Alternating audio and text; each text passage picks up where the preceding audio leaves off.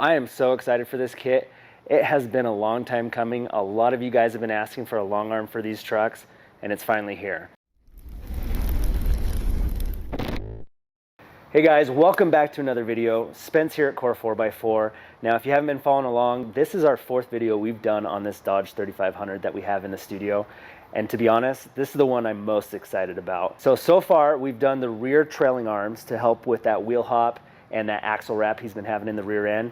And on the front end, we've done new sway bar end links and track bar. We've done a massive steering upgrade with our new 2.5 ton steering kit, as well as a sector shaft brace. So the whole front end has been redone, and we are finally getting to the most exciting upgrade for me, which is our new long arm kit for the 3rd and 4th gen 25 and 3500 Dodge and Ram. So this has a rough country 5.5 inch lift kit on it, and it's ridden okay, but this is going to be the most significant upgrade that we're going to do on this truck for drivability and flexibility and just overall ride quality. So for today, we're going to be doing teardown and prep for the install of the long arm kit. But before we get into that, let's go over to the table and I'll show you the kit and what we're going to be putting on the truck. Okay, so this is our new long arm kit for the Dodge Ram 25 and 3500 3rd and 4th gen trucks. I'm super excited about this kit. We have put a lot of time and thought into engineering and design to really make a true 4-link for these trucks. There's a lot of kits out there that do the radius style long arm. We tend to shy away from those for all the issues they have with drivability, axle wrap, and just not gaining the true benefit of having a 4-link long arm. So we've designed the brackets to really integrate seamlessly with your frame and cross member to provide the best support for your control arm mounts. Now this kit is 100% bolt-on, which makes it a lot easier to install. Unlike the trailing arms we've done on this truck so far, which was a complete weld-on kit, it was a bit more work. All new hardware is included with this kit. Now, like everything else we've done on this truck, we've done the arms in this beautiful Illusion Cherry. They are available in any color that is on the site, or for custom colors, you can always reach out to us. Now the lowers are built with 2-inch quarter wall DOM tubing, and the uppers are 1.75 inch DOM tubing. For this kit, it comes with Johnny joints on both ends of the control arms. We found that the Johnny joints perform really well on these heavier trucks that have a lot of weight, that just really need a good, strong, durable joint. So we are going to be splitting up this install into a 2-part video. Today, we are going to be doing our teardown and our prep, because that is quite a bit of the work. And in next week's video, we'll be showing the full install of the kit. But for now, let's get over to the truck and I'll go over what we're doing to get ready to install this kit. Really what that entails is teardown. We're going to be taking off the old control arms, and his lift kit also came with these drop brackets and the relocation bracket for the upper control arm. We're going to take all that off because we're going to be bolting back to the factory mounts. We're not going to need it anymore with the long arm kit. And then on top of that, we will be removing our lower control arm mount and cleaning up the frame, just so we have plenty of clearance for our new lower long arms. With the 5.5 inch lift he has, it may be unnecessary to do this, but we're going to show the process anyways. We're just going to get it out of the way. And if you've ever done a long arm before, this is the point of no return when we remove our factory mounts. It's kind of one of my favorite parts, but it does require some cutting and some grinding. We will be going through all these welds on here to remove it and just make it flush and seamless. If you watched our XJ long arm install, our cuts and our cleaning was a bit more jagged and rugged because it was a beater Jeep. I mean, this truck's not in perfect shape, but we are going to clean up the frame and make it look nice, just to give a really good, clean install on this. But for now, let's get some jack stands under the axle, get it all secured, and just start ripping parts off.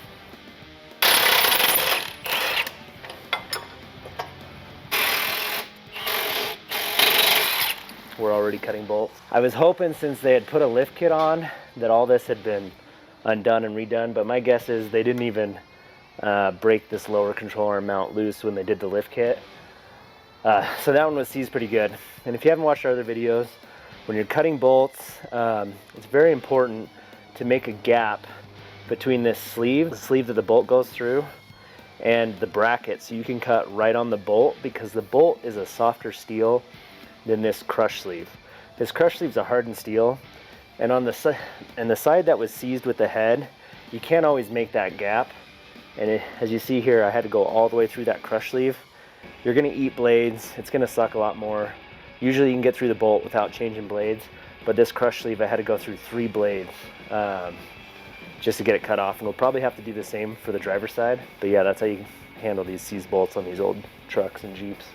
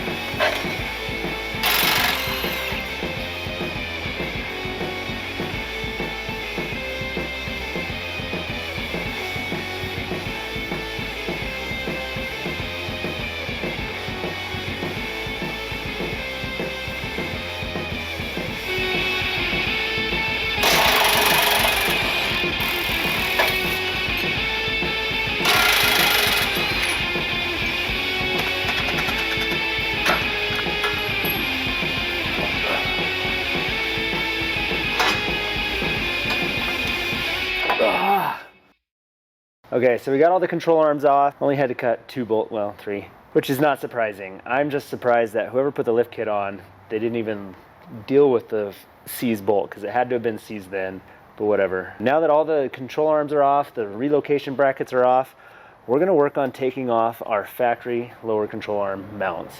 Now, like I said, this is the point of no return. Once you start cutting your frame and cutting your body, you're in it. Our lower control arm is gonna sit right here and run down here. Now, he has 5.5 inches of lift. He might have plenty of clearance here, but for those of you that are less, like 3 inches or even, factory height, we're gonna do the clearancing here and get rid of this lower control arm mount. Now, we're gonna go all out and we're gonna get the whole upper control arm mount too, just get all the welds. And for this, I got a pack of the Diablo metal cutoffs, and I'd recommend getting these recessed ones for your grinder, because that really helps keep the blade more flat. When you have the flat cutoff wheels, you'll be digging into your frame at an angle, and we really want to go flat to our frame and just be cutting the welds of this bracket so we get a nice clean cut without cutting our frame. And we also have the Sawzall just in case we need to get into some of these tight places. But really, you got a weld here, a weld on the front, and some welds on the back. Yeah, we're just going to start cutting and see how long it takes us.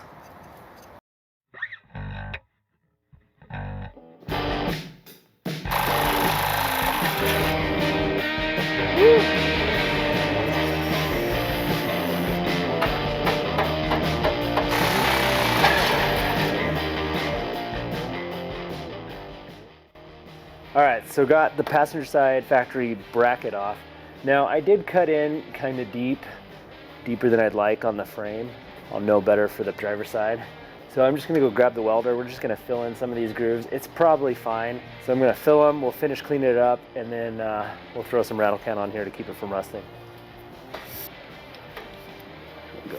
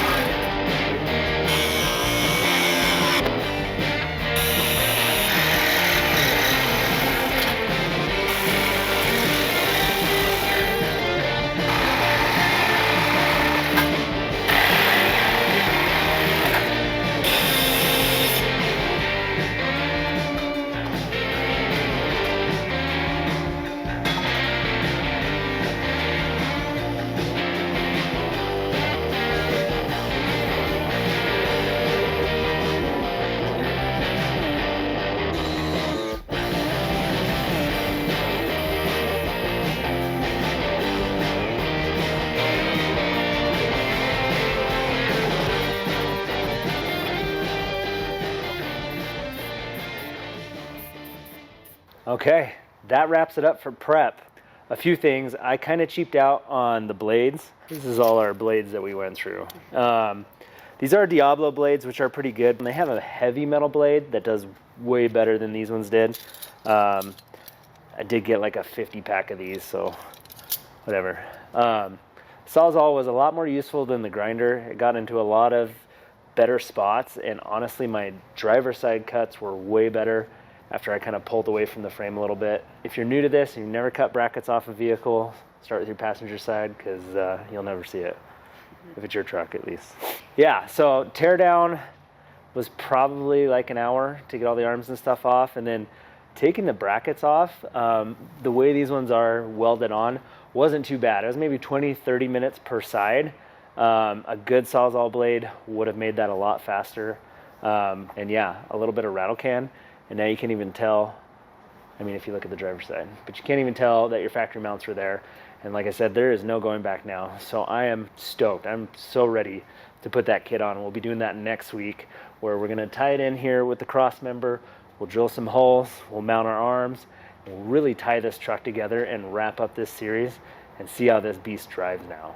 And that's what I'm most excited for. It's gonna be a completely different truck. If you have any questions about any of the products we've put on this truck, the trailing arms, the steering upgrade, the end links, the track bar, and the long arm kit, please reach out to us at sales or support@core4x4.com.